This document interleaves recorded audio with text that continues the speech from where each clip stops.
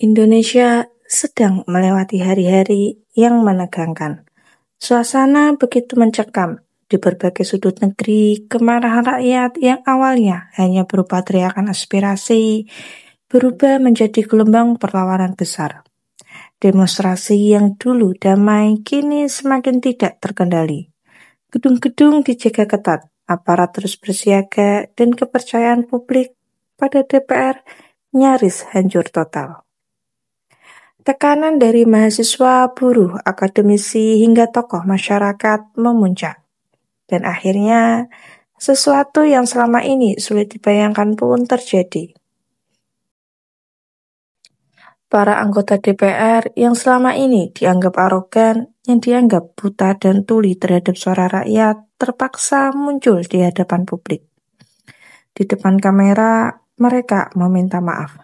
Sebuah langkah yang mungkin terlambat, tetapi setidaknya menjadi pengakuan bahwa kesalahan memang ada pada mereka. Namun, rakyat tidak lagi butuh sekedar kata-kata. Kata maaf saja tak cukup menyembuhkan luka. Tak cukup meredam kekecewaan yang sudah terlalu dalam. Minggu siang, Presiden Prabowo menggelar pertemuan darurat di Istana Merdeka. Semua menteri, petinggi partai politik, dan pejabat tinggi negara dikumpulkan.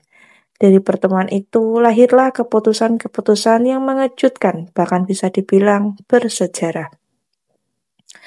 Tunjangan DPR yang selama ini menjadi simbol keserakahan resmi dicabut. Moratorium perjalanan dinas ke luar negeri yang sering jadi alasan berlibur atas nama negara dihentikan. Akan dilakukan pencabutan beberapa kebijakan DPR RI, termasuk besaran tunjangan anggota DPR dan juga moratorium kunjungan kerja ke luar negeri. Dan yang terpenting, DPR diminta segera turun ke bawah, bertemu langsung dengan mahasiswa dan tokoh masyarakat. Duduk bersama, mendengarkan keluhan, amarah, dan harapan rakyat secara langsung. Tekanan publik juga mengguncang. Partai-partai besar, para ketua partai sepakat mengambil langkah tegas. Kader-kader yang dianggap membuat kegaduhan yang justru memperkeruh suasana mulai disingkirkan. Mereka telah mengambil langkah tegas terhadap anggota DPR masing-masing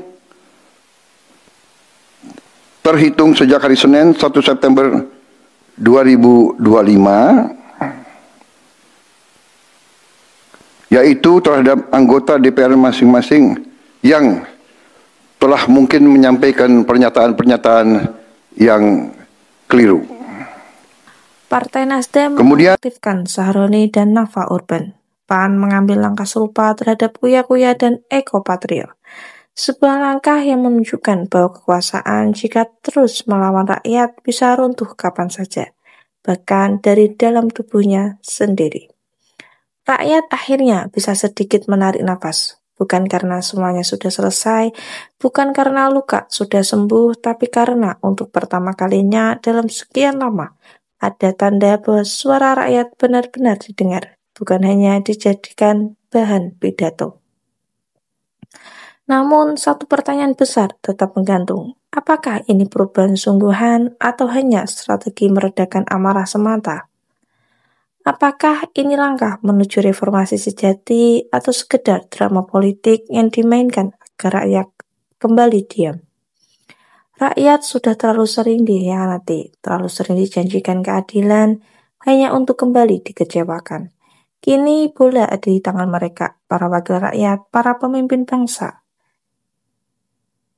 Jika mereka kembali abai, jangan salahkan rakyat bila amarahnya berubah menjadi badai yang tak bisa lagi dihentikan. Jangan lupa like and share ke teman-teman kalian, supaya teman-teman kalian juga tahu berita terupdate baik dalam dan luar negeri. Terima kasih.